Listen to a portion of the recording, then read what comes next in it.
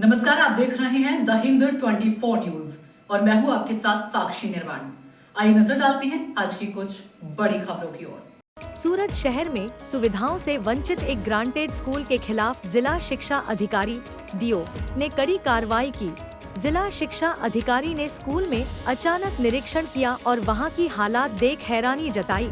भेसाण road स्थित प्रेम भारती साकेत हिंदी विद्यालय की मान्यता रद्द कर दी गई। निरीक्षण के दौरान स्कूल पूरी तरह जर्जर और खंडर अवस्था में पाया गया। इसके बावजूद छात्रों को उसी जर्जर स्कूल में पढ़ाया जा रहा था। जानकारी के अनुसार स्कूल में छात्रों की संख्या कम होने के बावजूद भी इसे बढ़ा चढ़ाकर दिखाकर चलाया जा रहा था। स्कूल की खिड़कियां और दरवाजे टूटे हुए थे। छात्रों के लिए टॉयलेट और बाथरूम की सुविधा बिल्कुल नहीं थी। इसके अलावा पंखा, पीने का पानी और अन्य आवश्यक प्राथमिक सुविधाओं का भी अभाव देखा गया। यह स्कूल पहले भी डीओ द्वारा नोटिस जारी किए जाने के बाद सुधार नहीं कर सका। डीओ जांच के बाद स्कूल की मान्यता બેસાણ રોડ પર જર્જરિત શાળા છે, ગ્રાન્ટેડ છે અને સુવિધા વગરની છે. કઈ રીતના ધ્યાને આવ્યું ને કાર્યવાહી કઈ રીતે કરી છે?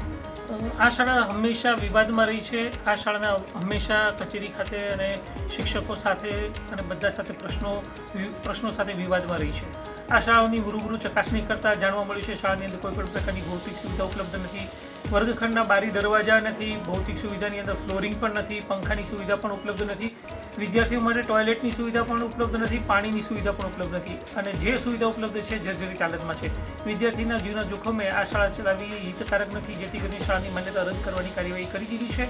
શાળાના વર્ગો બંધ કર્યા છે। ગત વર્ષે પણ શાળાના વર્ગો બંધ કર્યા, પરંતુ શાળા દ્વારા અપીલમાં જતા શાળાના વર્ગો 1 વર્ષ માટે પુનઃ શરૂ રાખેલા છે, પરંતુ આ વર્ષે શાળાના વર્ગો બંધ કરી આગળની કાર્યવાહી કરવામાં આવી છે। સર, કઈ ખોટી સંખ્યા પણ બતાવવામાં આવી? શાળાની અંદર વિદ્યાર્થીઓની સંખ્યા 36 બતાવવામાં આવી છે, જ્યારે વિદ્યાર્થીઓ 36 હાજર હોતા નથી।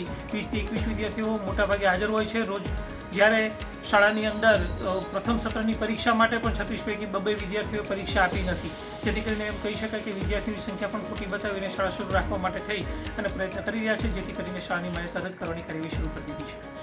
देखते रहिए द हिंद 24 न्यूज।